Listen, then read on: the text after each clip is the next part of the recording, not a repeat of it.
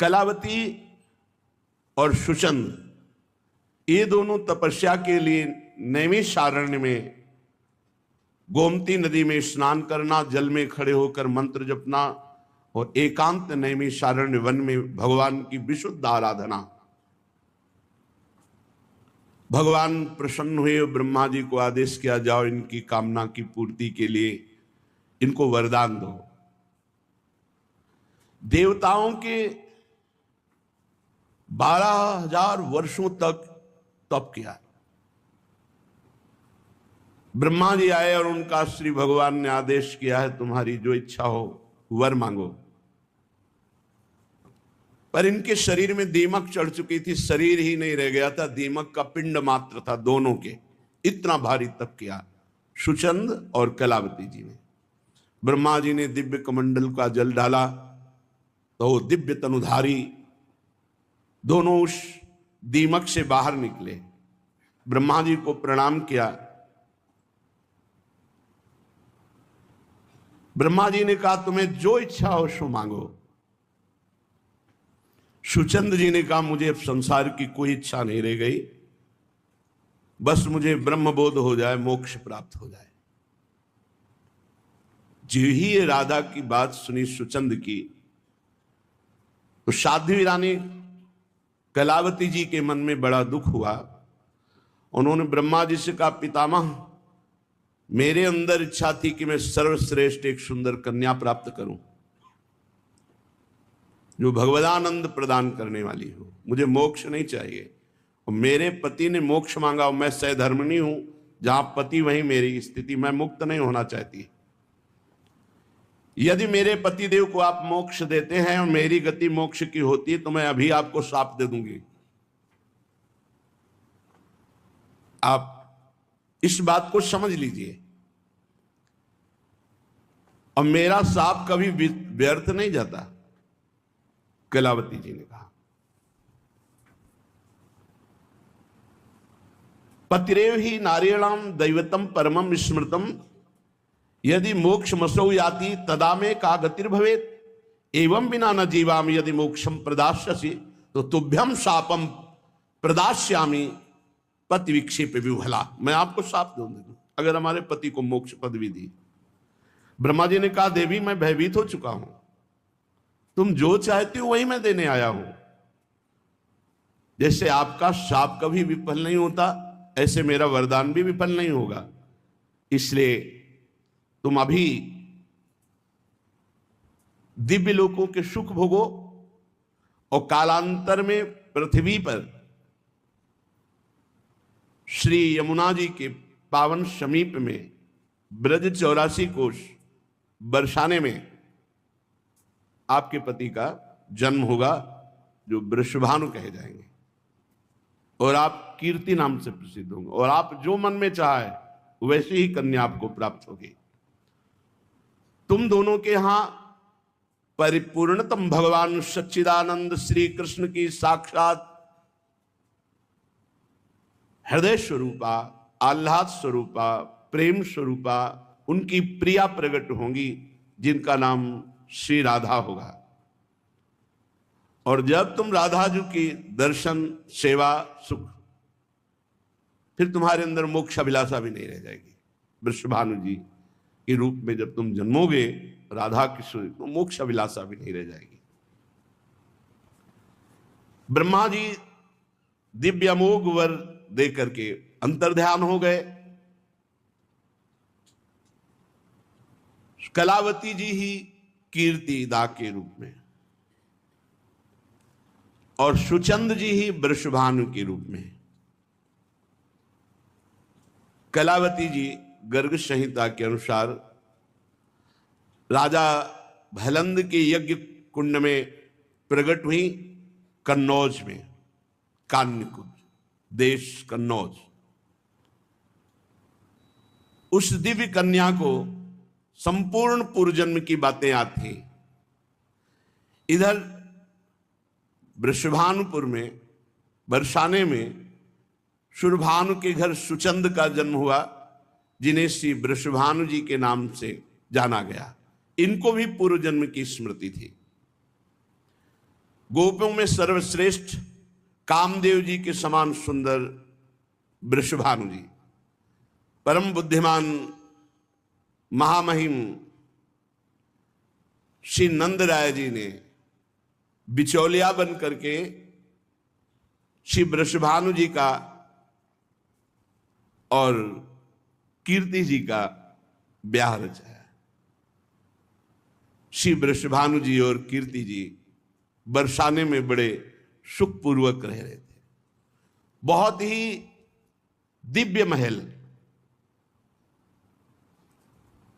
क्योंकि जहां प्रिया जो प्रकट हो रही वहां कौन सी सिद्धि, कौन सी रिद्धि, कौन सी निधि, सब रिद्धियां सिद्धियां निधियां छाई हुई। विश्वकर्मा ने स्वयं पूरी चतुराई लगा कर की, क्योंकि इसी भवन में श्याम सुंदर की प्राण प्रिया श्री लाडली जो प्रकट होंगे। भवन में ऐसे परकोटे हैं, ऐसा लगता है हजारों सूर्य एक साथ प्रकाशित हुए, इतना तेजों में परकोटे वृषभानु महल के हैं। और लाखों की संख्या में दास दासियां हैं। हर समय कहीं वीणा ताल मृदंग आदि बाजे बज रहे, कहीं मनोहर गोप सुंदरियां गान कर रही। अंतःपुर की दिव्य विशाल छटा, उस भवन में ही सुंदर उपवन भी हैं। महल के अंदर ही उपवन है, बगीचे हैं, अलग अलग कुंजे हैं। कहीं अनार कंद मंदार नींबू, ये ऊंचे ऊंचे बड़े वृक्ष लहरा रहे, तो कहीं केतकी मालती माधवी मोगरा, ये सुंदर लताएं खिली हुई हैं। महल के अंदर ही सुंदर निकुंज है, जो कल्प वृक्ष के पुष्पों की गंध को भी मात करते, ऐसे सुगंधित। उस निकुंज में भौरे पराग पान करके गुंजार कर रहे हैं। शीतल मंद सुगंध वायु चल रही, और बहुत सुंदर कुंड भी है, जिसमें हजारों दल वाले कमल हैं। कोई अष्ट दल, कोई हजार दल वाले, विविध रंग के। महल की शिखरों में कोकिला, मोर, शुक, शारिका, ये अद्भुत जस गान कर रहे हैं। फूलों की जगह जगह सहस्त्रों सयाएं लगी हुई हैं, और बहुत ही सुंदर सुंदर सुगंधित जल वाले कई सरोवर हैं। कहीं सैकड़ों फुहारे छूट रहे हैं, कहीं सुंदर कुंडल करधनी हार धारण किए हुए सैकड़ों सुंदरियां सेवारत हैं। राजमंदिर केसरिया रंग के सूक्ष्म वस्त्रों से सजाया गया है। पर्वतीय पुष्प, जल पुष्प, स्थल पुष्प, इन सब से श्रृंगारित किया गया है पूरा महल। मालती की मकरंदों की बूंदें वहां झर रही हैं। पर यह सब सुख होने पर भी वृषभानु जी को विशेष आह्लाद नहीं हो रहा है। उनके हृदय में एक असंतोष सा है। समस्त ब्रजमंडल के महान विद्वान ब्रह्म ऋषियों को बुलाया और कहा, बहुत समय व्यतीत हो गया, मुझे पूर्व की स्मृति है कि मुझे वरदान प्राप्त है कि भगवान श्री हरि की हृदयाराध्या राधा मेरे यहां प्रकट होंगी, पर अब तो जीवन का बहुत समय व्यतीत हो गया। जिनका नाम राधा है, कृष्णेन आराध्यत इति राधा, श्री कृष्ण स्वयं जिनकी आराधना करते हैं वो राधा। सा एवायम पुरुषः स्वयमेव समाराधन तत्परो भूतो तस्मात् स्वयमेव समाराधन मकरोत् अतो लोके वेदे श्री राधा गीयते, लोक में और शास्त्रों में इसीलिए उनको श्री राधा कहते हैं क्योंकि स्वयं परम पुरुष परमात्मा भगवान श्री कृष्ण उनकी आराधना करते हैं और वैसे ही वो श्री कृष्ण की आराधना करती है। अनादिरयम पुरुष एक एवास्ति, वह परम पुरुष अनादि परमात्मा एक है, पर उसके हृदय में जब अपनी ही आराधना करने की इच्छा हुई, अनादिरयम पुरुष एक एवास्ति तदेव रूपम द्विधा विधाय समाराधन तत्परो भूत तस्मात् ताम राधाम रसिकानंदाम वेद विदो वदंती। ऐसा शास्त्र कहते हैं कि वही पर ब्रह्म परमात्मा भगवान श्री कृष्ण अपनी आराधना के लिए जब विकल हुए तो उन्हीं के हृदय का प्रेम मूर्तिमान होकर राधा रूप में हुआ। राधाम रसिकानंदाम वेद विदो वदंती। श्री वृषभानु जी समस्त ब्रह्म ऋषियों से प्रार्थना करते हैं कि हमें अब वो साधना बताओ, आराधना बताओ, उपासना बताओ, जिससे हमारे मन में जो युग युगांतर से इच्छा चली आ रही है कि भगवान श्री कृष्णचंद्र जी की प्रिया हमारी पुत्री बने, वो कब समय आएगा। जहां मंगल भी मंगल की भिक्षा मांगता है, आज उनका परम उत्सव है श्री लाडली जी का। मथुरा निकट जमुन तट पावन, राजति रावल नगर सुहावन, कीरति भानु बसहि नृप दंपति, गेह लक्ष 10 जिन गो संपति। माथुर मंडल में परम पावन वृषभानुपुर बरसाना, इसमें श्री वृषभानु जी विराजते हैं। कुछ दूर पर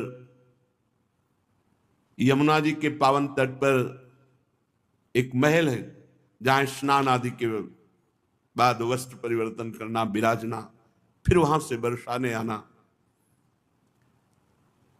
श्री कीर्ति जी और वृषभानु जी का निज महल बरसाना ही है। 10 लाख गौओं की सेवा होती है, 10 लाख गौओं की सेवा। जहां श्री जी अवतरित हों वहां वित्त की अर्थात धन की, वैभव की क्या महिमा कोई वर्णन कर सकता है। पर इतना सब कुछ होने पर भी वृषभानु जी बहुत विनयवान और किंचन मात्र वैभव का अहम नहीं। धर्मवीत गुण शील निधाना, विनयवान निज नगर प्रधाना, महल बाग उपवन बन स्वामी, भार्या कीरति मन अनुगामी।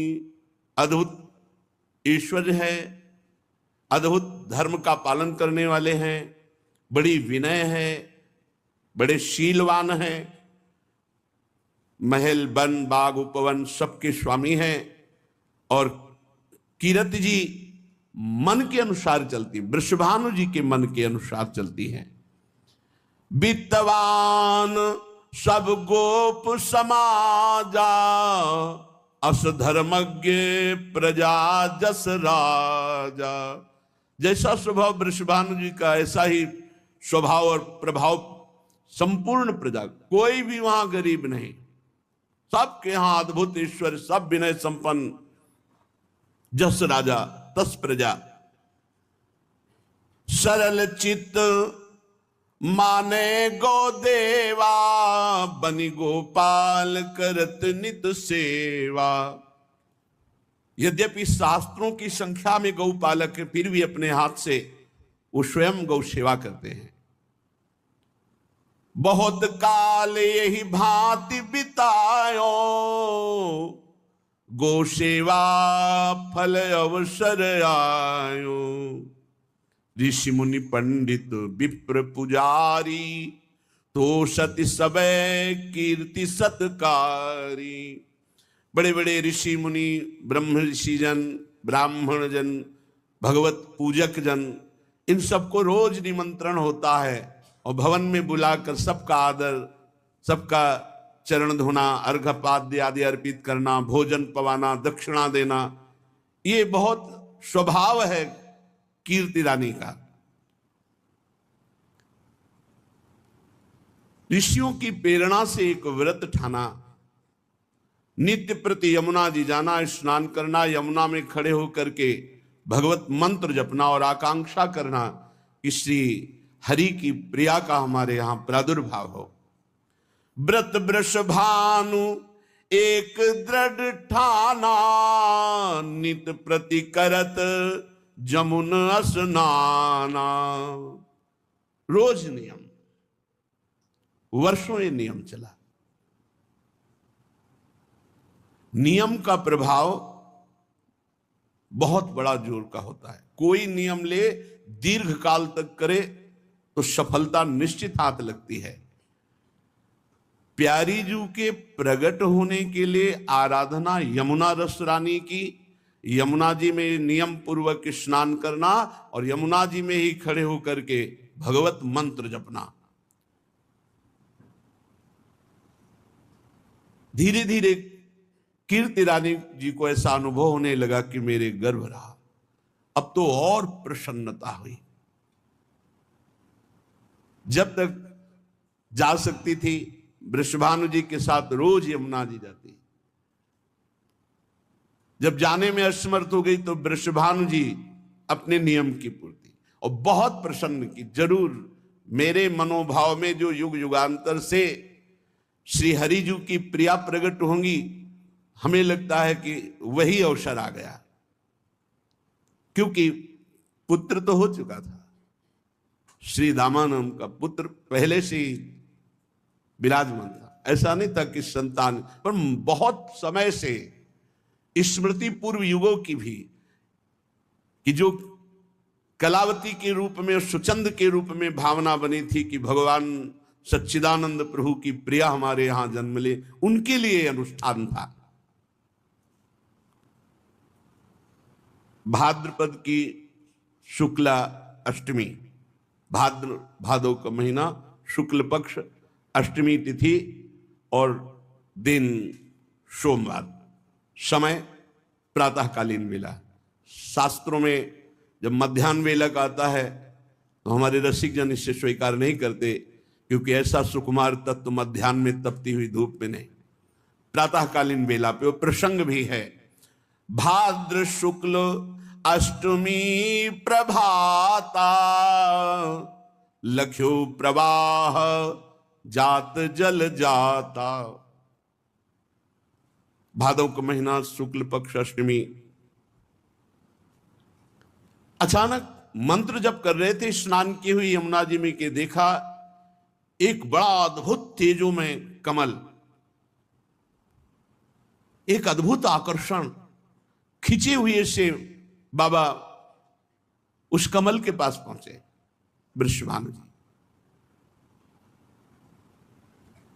जैसे आविष्ट चित्त माने कोई विचार काम नहीं कर रहा, खिंचे हुए से गए और कमल को गोद में उठा लिया।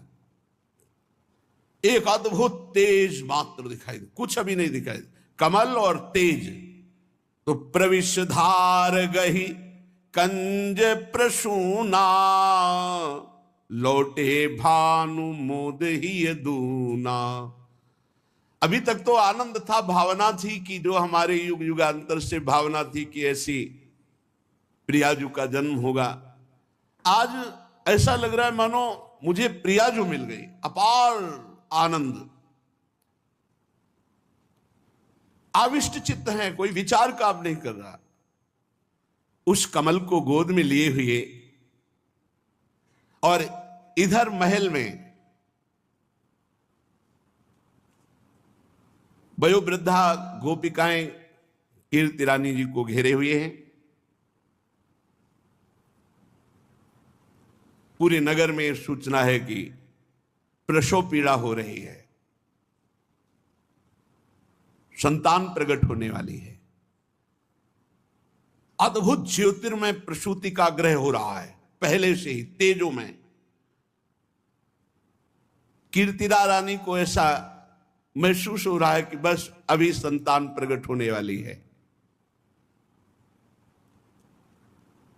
गोपिकाएं वयोवृद्धा आसपास बैठी हुई हैं। इतने में दिव्य पुष्प लिए हुए श्री वृषभानु जी महल में पधारते हैं। दिव्य पुष्प जगमग द्वितिकारी, मोहे अद्भुत छटा निहारी। ऐसा दिव्य पुष्प है कि प्रेम विवश होकर शिथिल होकर के कंज प्रसून गहे करमाही, चले हरसी ग्रह कीरति पाही। अति सुगंध अति रंग द्विति लीने भानु समोद, आनि धर्यो सन्मान करी कीरत जी की गोद। उधर प्रसव पीड़ा हो रही थी, इधर दिव्य सुमन लेकर के, कमल लेकर के समीप पहुंचे और कहा, देखो आज यमुना जी में बड़ा दिव्य कमल। जे ही कमल गोद में दिया, उसी समय उनको अनुभव हुआ कि मेरे संतान हुई। गोप सुंदरियों ने देखा अद्भुत बिजली की सी कांति, गौर वर्ण, छोटी सी नन्ही सी लाडली जू, मानो करोड़ करोड़ चंद्रमाओं की कांति लिए हुए। साहब ने देखा, जो गोद में पुष्प दिया उनको अनुभव हुआ संतान हुई। देखा तो श्री लाडली जू प्रकट हुई। कीर्तिदा रानी को सुंदर कन्या हुई है।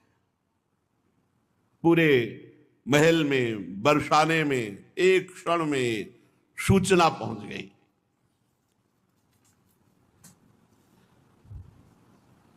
वहां पहले से ही जैसे भ्रमर गंध पाकर के पुष्पों के समीप आ जाते हैं, ऐसे ही करभाजन श्रृंगी जु गर्ग मुनि, ये बड़े बड़े महात्मा, करभाजन जी, श्रृंगी जी, गर्ग जी, दुर्वासा जी, बड़े बड़े विश्व के जितने ईश्वर कोटि के महात्मा हैं, ये पहले ही बरसाने आ गए थे। जे भी सूचना मिली, लाडली जू प्रकट भई, वृषभानु को आनंद में निमग्न देख करके सब महल में अपने आप आ, बुलाने की जरूरत नहीं पड़ी।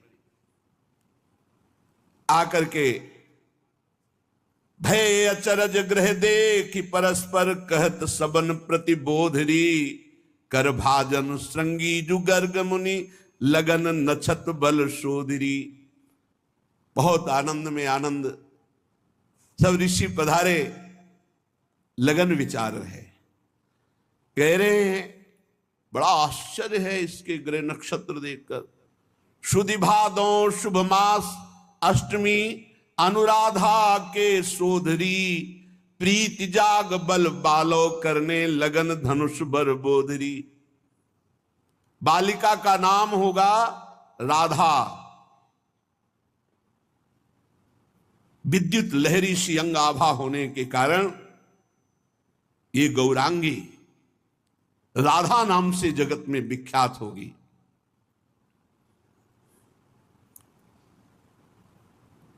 समस्त ऋषि अपने नेत्र सार्थक कर रहे हैं लाडली जू के दर्शन करके। वृषभानु जी से कह रहे हैं कि कुछ समय पहले जो नंद भवन में आनंद उमका था, उसका दुगुना आनंद तुम्हारे भवन में उमग रहा है। समस्त ऋषि सम्मान प्राप्त करते हैं वृषभानु जी से। वो यत्किंचित वर्णन करके प्रियाजू का महामहिम स्वरूप और दर्शन करते हैं। फिर चरणों की वंदना करके वृषभानुपुर बरसाने में ही अलग अलग लताओं के नीचे बैठकर प्यारी जू की महिमा का चिंतन करते हैं।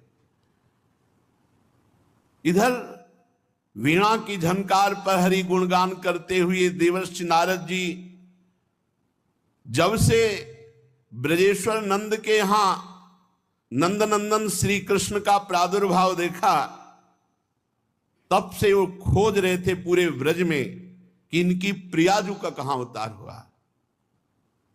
कहीं न कहीं अचिंत गति देवर्षि नारद जी को खींच रही थी। प्रत्येक ब्रजवासियों के दरवाजे पर जाते, कुछ देर खड़े होते, ध्यानस्थ होते, वहां की रज लगाते, फिर दूसरे घर में, ऐसे पूरे ब्रज 84 कोष में देवर्षि नारद खोज रहे थे प्रियाजू का कहां प्रादुर्भाव हुआ। श्री किशोरी जी को ढूंढते हुए देवर्षि ब्रज के प्रत्येक ग्रह के सामने ठहर ठहर करके ध्यानस्थ होते, रज लगाते माथे पे ब्रजवासियों की चरण धूली। देवर्षि का सर्वज्ञ ज्ञान इस समय काम नहीं कर रहा था, प्रेम विकल थे। देवर्षि श्री किशोरी जी का अनुसंधान कर रहे थे पर पता नहीं पा रहे थे। राधा किशोरी के दर्शन की प्रबल इच्छा, मानो देवर्षि नारद ये साधन बता रहे हैं कि ब्रज की वीथियों में भ्रमण करना, ब्रजवासियों की चरण धूलि माथे पे लगाना, तभी इस ब्रज धाम की महारज रानी की कृपा से महारानी जी का परिचय मिल सकता है, नहीं अन्यथा नहीं, बिना वृंदावन ब्रजरज का सेवन किए नहीं। व्याकुल होकर ब्रज की गलियों में लौटते देवर्षि नारद, अचानक सूचना मिली वृषभानु जी के यहां कन्या प्रकट हुई है। वृषभानु भवन के सामने खड़े हुए देवर्षि नारद के हृदय में एकदम आकर्षण हुआ और हृदय में हुआ प्रवेश करो। देवर्षि नारद जी वृषभानु भवन के दरवाजे पर जाकर खड़े हुए, उनकी एक अद्भुत दशा हो गई। एक दासी सखी जाती है और वृषभानु जी से कहती है, दशा उज्ज्वल अनुरागी बीना कांधे धरे, गावे द्रगन जल ढारे। बाबा, एक संत आए हुए हैं, दशा उज्ज्वल अनुरागी, उज्ज्वल अनुरागी प्रेममयी, बीणा कांधे धरे, गावे द्रगन जल ढारे। क्या गावे? राधा राधा नाम बदन कहे, अति अनुरागी आयो एक ब्रह्मचारी, बीना कांध धरे अति चक्रित सोचहु दिश निरखत, मुदित होत मन भारी। वो कबहू आनंदत कबहू निर्तत। ये दशा सखी वृषभानु बाबा से बता रही। माला कंठी तिलक तन छापे मेरे अजिर आयो, नाचत अंग होत रोमांचित मगन भयो अप बपु जो भुलायो। बेसुध स्थिति है, राधा राधा गा रहे, कांधे पे बीणा धारण किए हुए हैं। बाबा, कोई ऐसे संत पधारे हैं। वृषभानु जी समझ गए देवर्षि नारद जी है। दौड़कर बाहर आए, देखा देवर्षि नारद जी चरणों में लौट गए। विधिवत पाद दर्घादि से पूजा की। देवर्षि नारद जी ने पूछा, कोई संतान हुई है? हां, अपने सुंदर पुत्र श्री दामा को लाकर चरणों में प्रणाम करते हैं। बालक को देखते ही, स्पर्श करते ही नेत्रों में प्रेमास्त्र भर रहे हैं। नारद जी अपने ऊपर उत्तरी वस्त्र से आंखें पोंछी और कहा, ये तो नंद नंदन का प्राण प्रिय सखा है। हम पूछ रहे हैं, कोई कन्या हुई है आपके यहां?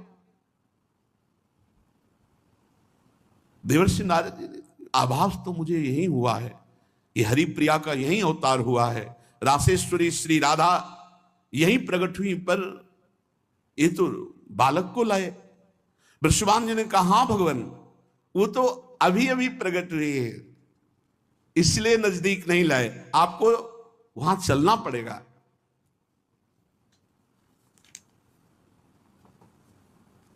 आश्चर्य की बात, देवर्षि नारद जी को एक अद्भुत आकर्षण हृदय में हो रहा है। कानों में एक अमृत जैसा शब्द कि हाँ हाँ एक कन्या प्रकट हुई। वो समझ गए इतना प्रेमोन्माद, इतना आकर्षण, ये तो हरिप्रिया जो प्रकट हुई है। मुझे शीघ्र एक बार दृष्टि उस कन्या पर डालने दीजिए। कहां है? शीघ्र ले चलो, मैं दर्शन करना चाहता हूं। आश्चर्य भरे नारद जी पीछे पीछे, वृषभानु जी आगे आगे। और जब वहां पहुंचे तो एक छोटे से पालने में लाडली जी को जो ही दृष्टि पड़ी पालने पे, श्री लाडली नारद जी का धैर्य टूट गया और वे दौड़े और साष्टांग दंडवत की एकदम भावना हुई। परमानंद सिंधु में डूब रहे हैं देवर्षि नारद जी। अद्भुत प्रेम, क्योंकि प्रेम में लाडली जी का पहला दर्शन सिद्ध देवर्षि नारद जी को। अपने आप को संभाल नहीं पाए। 2 घड़ी तक, 48 मिनट तक तो ध्यानस्थ मुद्रा, मनोमूर्छित हो गए हो, ऐसी दशा। 2 घड़ी के लिए तो उनकी दशा हो गई मानो शिलाखंड मूर्ति हो गए हों। जब बाह्य ज्ञान हुआ तो अप्रतिम सौंदर्य निहार कर विस्मय की सीमा न रही। वो सोचने लगे कि ऐसा सौंदर्य तो त्रिभुवन में मैंने कहीं नहीं देखा। मेरी अबाध गति है, मैं ब्रह्मलोक, रुद्रलोक, इंद्रलोक कहीं भी जा सकता हूं, कहीं भी जाता हूं, त्रिभुवन में कहीं ऐसा सौंदर्य नहीं देखा। भगवान श्री हरि महादेव, ये सब महामहिम। भगवान श्री हरि ने जो मोहिनी रूप धारण किया तो महादेव जी देख करके मोहित हो गए। लेकिन मैं इस रूप को जो देख रहा हूं, मेरे हृदय में जो भगवान श्री कृष्ण के प्रति अपार प्रेम उमड़ रहा है, आज तक कभी नहीं। बस यही भगवान की प्रिया है, यही रासेश्वरी है। अंतर हृदय से विकल हो गए और अशुभ प्रवाह देवर्षि नारद के। प्रेम विवस्था बढ़ी तो वृषभानु जी से कहा कि कुछ क्षण के लिए तो मुझे एकांत कर दो, मैं इस बालिका से एकांत में कुछ क्षण दर्शन करना चाहता हूं। उन्होंने सोचा कोई अनुष्ठान मंगल विधान हमारी लाडली के लिए, जो आज्ञा कह के वृषभानु जी देवर्षि नारद को प्रणाम करके एकांत हो गए। देवर्षि नारद जी एकांत पाकर श्री जी से प्रार्थना करने लगे, हे निकुंज देवी, हे महायोगमयी, हे महाप्रभामयी, मेरे महान सौभाग्य उदय हुआ। जीवन भर हरि नाम कीर्तन किया, हरि भक्ति की, उसका फल मिला कि आपके दर्शन हो गए।